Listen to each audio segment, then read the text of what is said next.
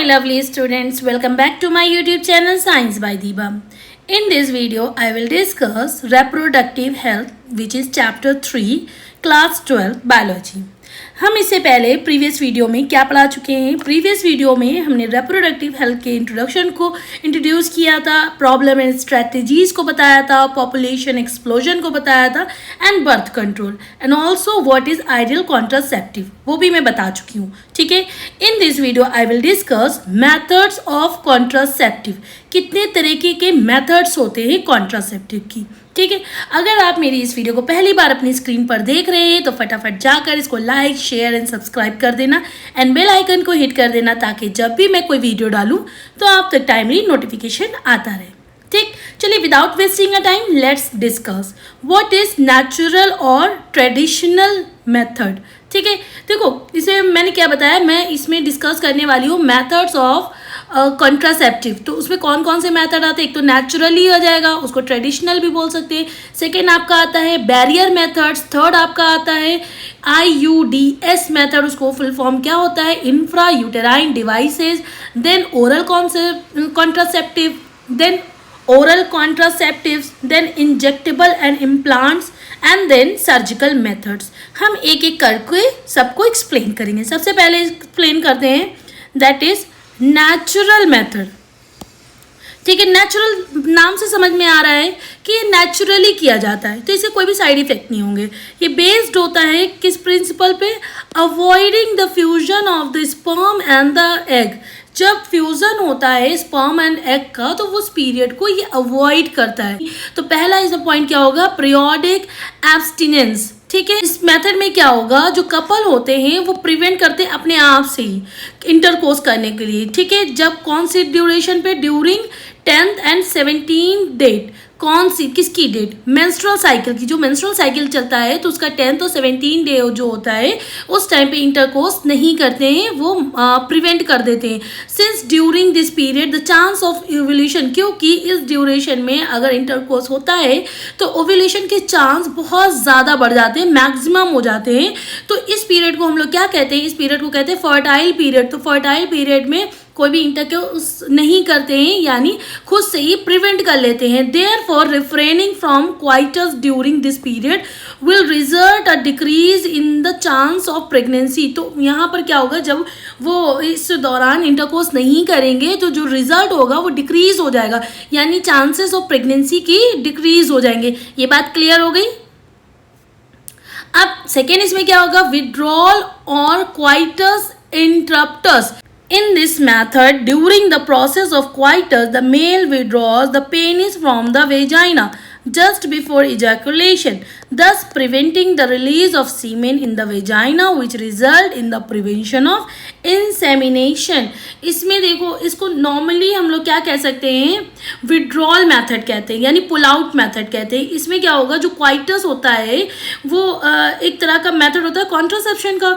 तो इसमें जो मेल होते हैं, जो मेल पेनिस होता है वो विड्रॉ कर लेता है, ठीक है, फीमेल वेजाइना में बिफोर इजैकुलेशन. जिससे क्या होगा कि जो स्पर्म होगा वो अंदर नहीं जा पाएगा फीमेल में, जिससे क्या होगा, अवॉइड हो जाएगी प्रेगनेंसी. आई थिंक ये बात समझ में होगी. इसका सिंपल कॉन्सेप्ट यही होता है, मेल पुल आउट्स बिफोर इजैकुलेशन.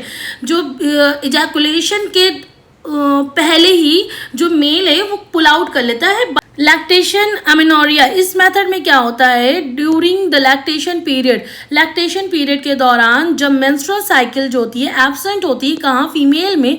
तो इसके दौरान क्या होगा, कोई भी ओव्यूलेशन नहीं होगा, जिससे ये रिजल्ट होता है कि जो प्रेगनेंसी के चांसेस होते हैं वो बहुत ज़्यादा कम होते हैं. तो इस पीरियड को continues only up to 6 months after the birth of the child. यानी जब बच्चे का जन्म होता है तो उसके 6 मंथ तक ये पीरियड चलता है. ठीक है, पार्टूरेशन इसको बोलते हैं, till the period of intense lactation. In this case of natural barrier, ये एक केस होता है नेचुरल बैरियर का. There is no use of chemical leading, no side effect, although its success rate is limited and chance of failure are also high. They are not completely safe, but हम ये कह सकते हैं ये completely safe नहीं होता है। आप सोचो ये एकदम कम्प्लीटली सेफ है क्योंकि ये नेचुरल है, नेचुरली तरीके से हो रहा है, तो इसमें कोई भी साइड इफेक्ट देखने को नहीं मिलेंगे, कोई भी केमिकल आप यूज़ नहीं करोगे, और जो है इसमें आपको जो फेलियर होते हैं उसके चांसेस भी हाई हो जाते हैं।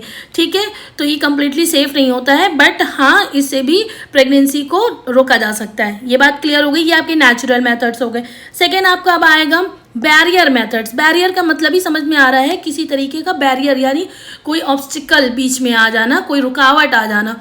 तो there are certain physical barrier, यहाँ पे बहुत सारे फिजिकल बैरियर होते हैं जिनको यूज़ किया जाता है किस लिए, ताकि फ्यूज़न ना हो सके किसका, स्पर्म एंड ओवम का।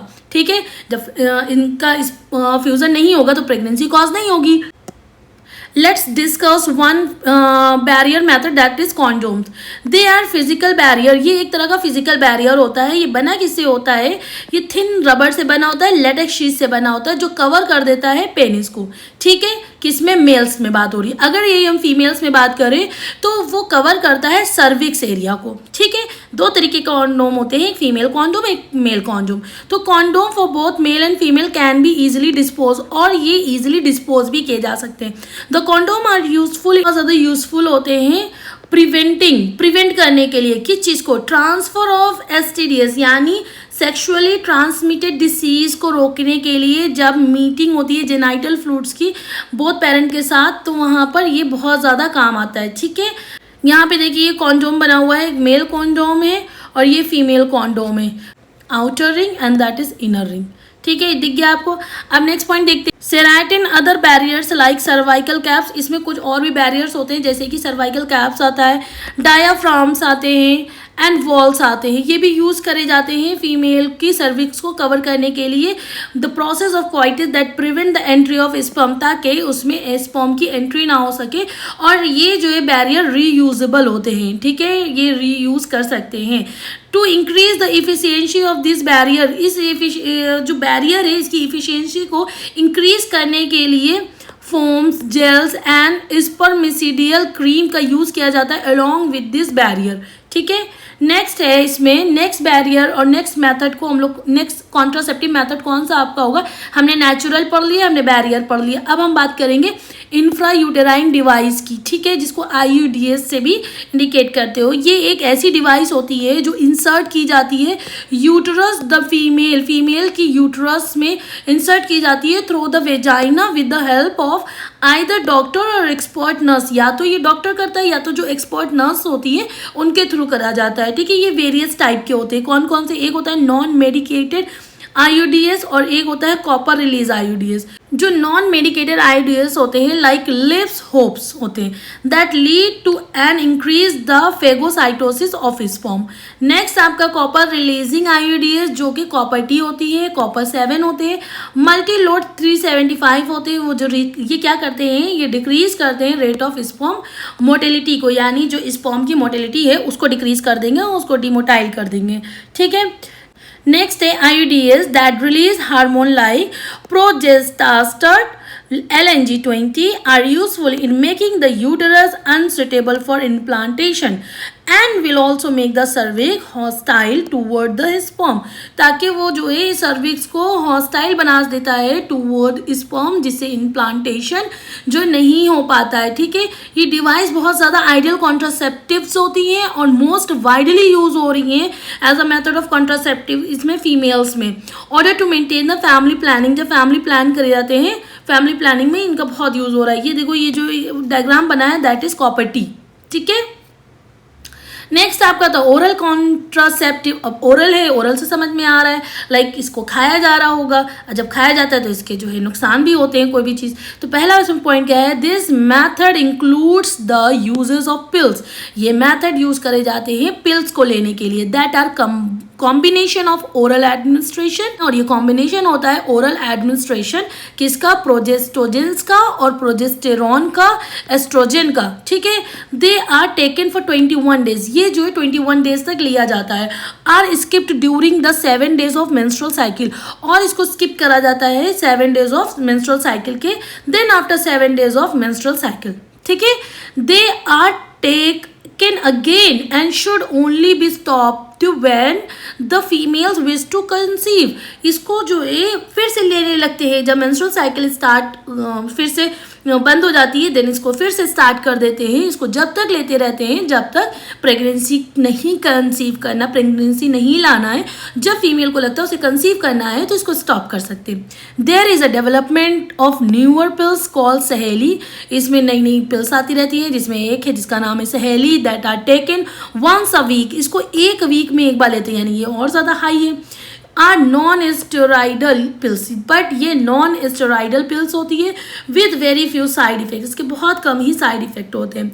And help in preventing ovulation, और हेल्प करती है ओव्यूलेशन को प्रिवेंट करने में एंड इम्प्लांटेशन में, और सर्विक्स को हॉस्टाइल बना देती है टूवर्ड्स द स्पर्म. ठीक है, ओरल कॉन्ट्रासेप्टिव समझ में आ गया.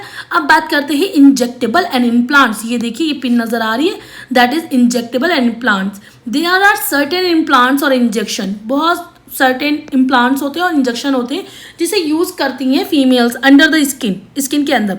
These are combination of either progesterone, ये या तो कॉम्बिनेशन किसका होता है, प्रोजेस्टेरॉन का होता है अकेला, या फिर प्रोजेस्टेरॉन एंड एस्ट्रोजन दोनों का ही कॉम्बिनेशन होता है. They work almost similar to the pills, ये जो सिमिलर होती है पिल्स के जैसे, but continue their effect for a longer time period. But इसका जो इफेक्ट होता है वो कंटिन्यू एक टाइम तक करने तक ही होता है. ठीक है, नेक्स्ट आपका था सर्जिकल मेथड. अब ये नेक्स्ट एंड लास्ट मेथड है किसका, मेथड ऑफ कॉन्ट्रासेप्टिव का, सर्जिकल मेथड्स. सर्जिकल मेथड्स में समझ में आ रहा है सर्जरी करी जाती है. This method includes the interference of surgery in blocking the movement of gametes. इसमें सर्जरी कर देते हैं, जो मूवमेंट होता है गैमीट्स का उसको ब्लॉक कर देते हैं, जिससे जो ये फेल्ड हो जाता है conception. They are the terminal method, इसको टर्मिनल मेथड भी कह सकते हैं कॉन्ट्रासेप्शन का, और इसको जो है देयरफॉर कॉल्ड स्टेरिलाइजेशन भी बोलते हैं. In the case male, sterilization called vasectomy. अगर ये मेल में बात करें तो वेसेक्टोमी कहलाएगी, अगर ये जो है फीमेल्स में बात करें तो ट्यूबेक्टोमी कहलाती है. ठीक है, अब यहाँ पे वेसेक्टोमी एंड ट्यूबेक्टोमी होता क्या है, देखिए ये आपका मेल का डायग्राम है, ये आपका फीमेल का डायग्राम है. तो वेसेक्टोमी में क्या होगा कि इसमें जो वास डिफरेंस होता है, that is vas deferens.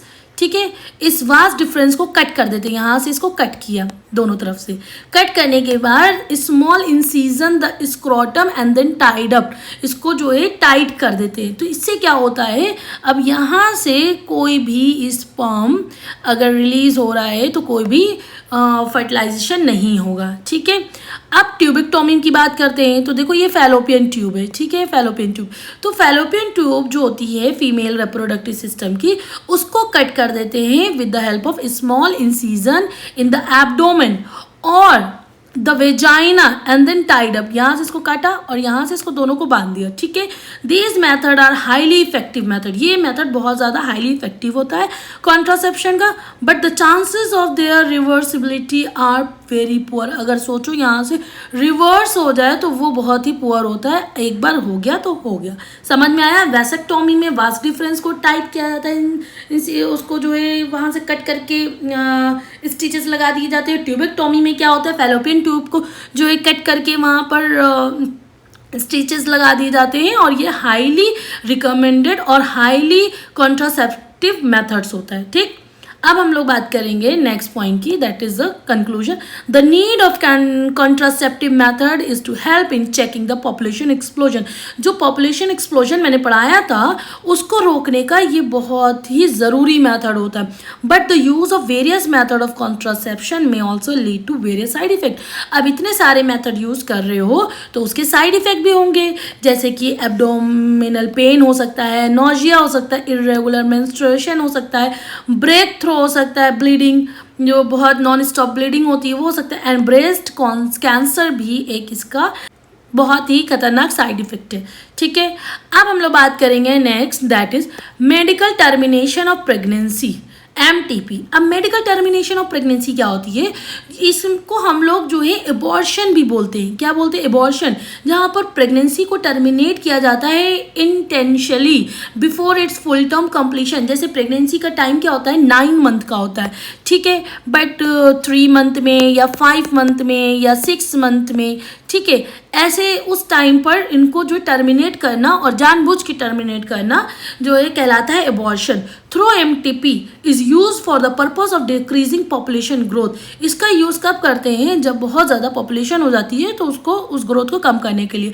It sometimes play a major role in decreasing population. इसका बहुत ज़्यादा मेजर रोल है डिक्रीज करने में, क्या चीज़? पॉपुलेशन को। इन 1971 की अगर बात करें तो यूज़ जो कर रहे थे एमटीपी यानी मेडिकल टर्मिनेशन ऑफ प्रेगनेंसी, ये लीगल था। किसके द्वारा? गवर्नमेंट के द्वारा।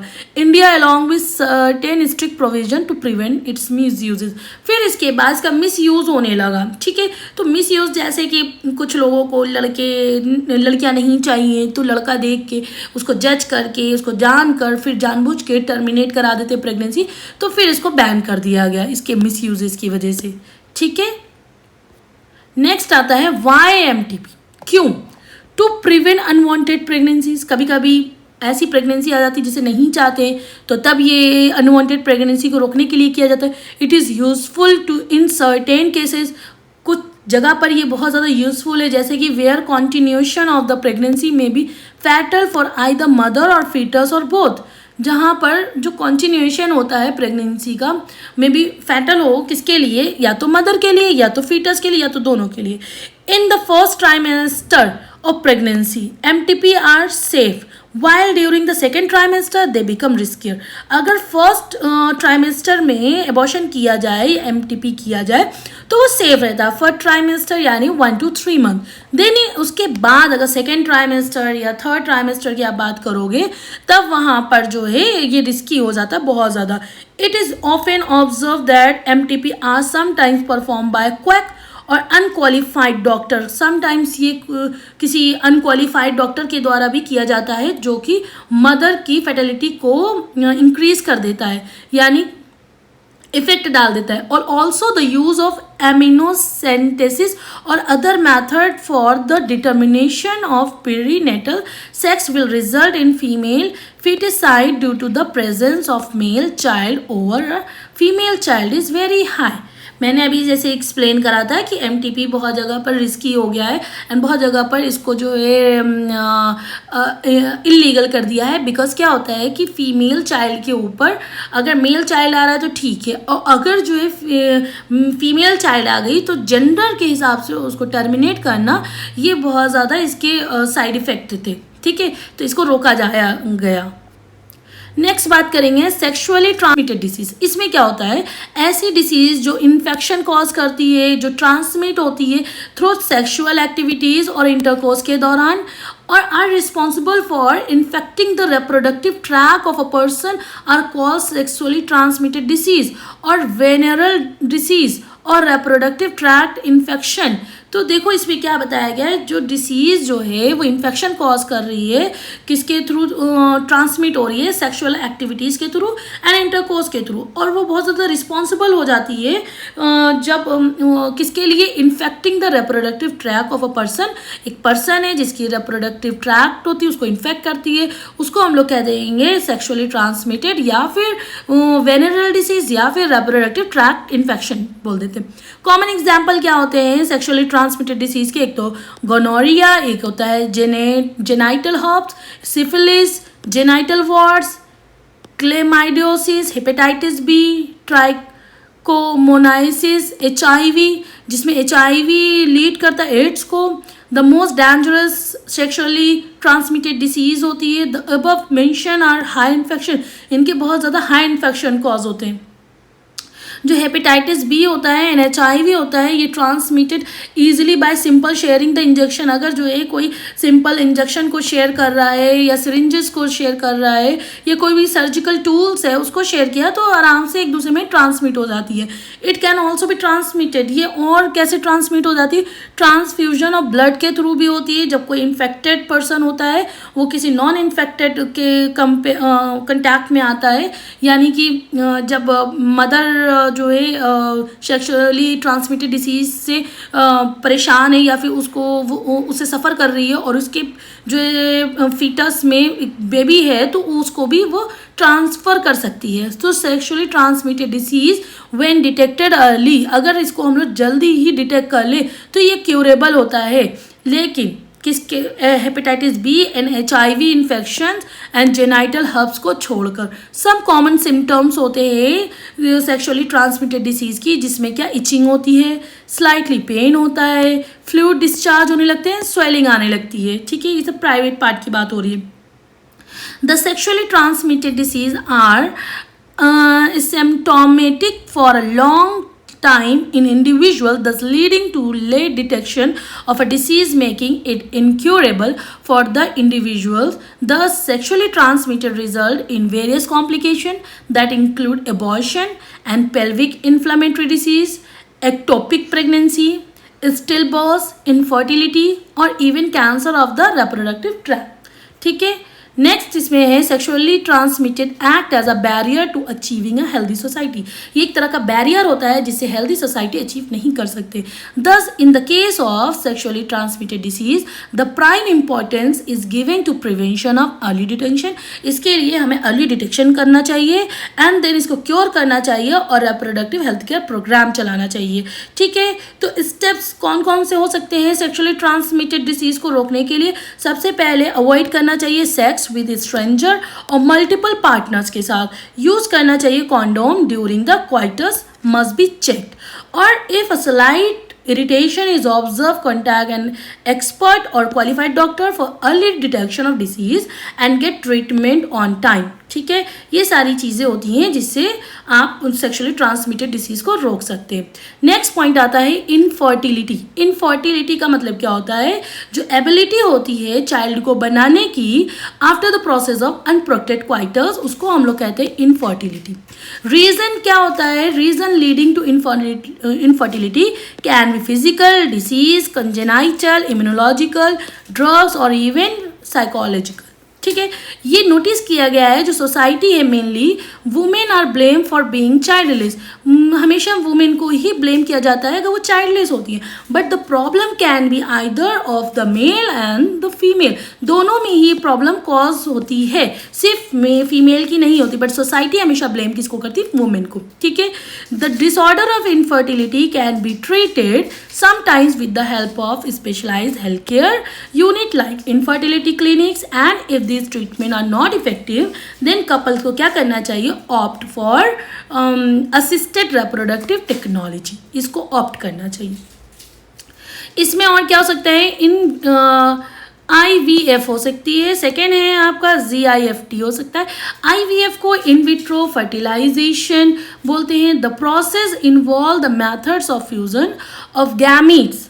जो प्रोसेस होता है जो फ्यूज़न ऑफ गैमेट्स का outside the body mainly is laboratory. वो लेबोरेटरी में किया जाता है जहाँ पर ऐसी कंडीशन होती है कि उसको मेंटेन किया जाता है जैसे बॉडी के टेम्परेचर के हिसाब से।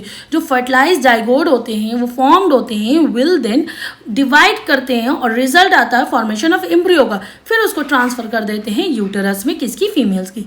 और GIFT में क्या होता है? जाइगोड इंफ्राफैलोपियन ट्रांसफ़र में इस प्रोसेस में जो ट्रांसफ़र होता है जाइगोड का अर्ली एम्ब्रियो का, जैसे कि अप टू 8 ब्लास्टोमियर की बात हो रही है, into the fallopian tube of the female is perform. वो फीमेल में परफॉर्म होती। फिर आता है इंट्रा यूटेराइन ट्रांसफर और gamete intra fallopian transfer. Intra uterine transfer में क्या होता है? ये इन्वॉल्व होता है ट्रांसफर ऑफ एम्ब्रियोज को into the uterus of female and more than 8 blastomere की बात हो रही है। गैमीट इंट्रा फैलोपियन ट्रांसफर में क्या होगा? This process involve collection of the ovum from the donor female and it's introduced into the other female who can't produce the ovum. But the internal body condition are suitable. लेकिन जो internal body condition होती है वो suitable होनी चाहिए process of fertilization की and embryo के development की। ठीक है, नेक्स्ट इसमें होगा intracytoplasmic sperm injection, artificial insemination techniques. Intracytoplasmic sperm injection में क्या होता है, in this process sperm are directly injected into the ovum. जो स्पर्म होता है डायरेक्टली ओवम में इंजेक्ट कर देते फीमेल की, जो रिजल्ट देता है formation of embryo in the laboratory. ठीक है। आर्टिफिशियल इंसेमिनेशन टेक्निक में क्या होता है, इसमें कलेक्शन ऑफ जो सीमेंस होते हैं that consist of sperm from either the husband और अ हेल्दी मेल डोनर। कोई भी मेल डोनर हो सकता है या तो हस्बैंड भी हो सकता है। देन उनको इंजेक्ट करा जाता है या तो वेजाइना से या तो जो है यूटेरस में। ठीक है, जिसको IUI यानी इंट्रा यूटेराइन इंसेमिनेशन बोलेंगे ऑफ द फीमेल बॉडी। ठीक, all this methods are perform by certified expert. ये जितने भी मैथड हैं ये सब परफॉर्म होने चाहिए एक सर्टिफाइड एक्सपर्ट के द्वारा, जो कि हाईली एक्सपीरियंस हो और टेक्नोलॉजी से एकदम गो थ्रू हो, and also require instrument that are quite expensive. और जो इंस्ट्रूमेंट है वो भी एक्सपेंसिव होने चाहिए। Another good option for the couples who desire children is legal adoption. और जो सबसे अलग है एक और भी जिससे जो है आप क्या कर सकते हैं, आप पेरेंट बन सकते हैं, तो वो है लीगल एडॉप्शन। आप चाइल्ड को एडॉप्ट कर सकते हैं। ठीक है, यहाँ पे मैंने अब चैप्टर 3 रिप्रोडक्टिव हेल्थ को कंप्लीट कर लिया है और इसके नोट्स मेरे टेलीग्राम चैनल पे आपको मिलेंगे। आप मेरे टेलीग्राम चैनल पे जाकर विजिट करके इसके नोट्स को डाउनलोड कर सकते हैं।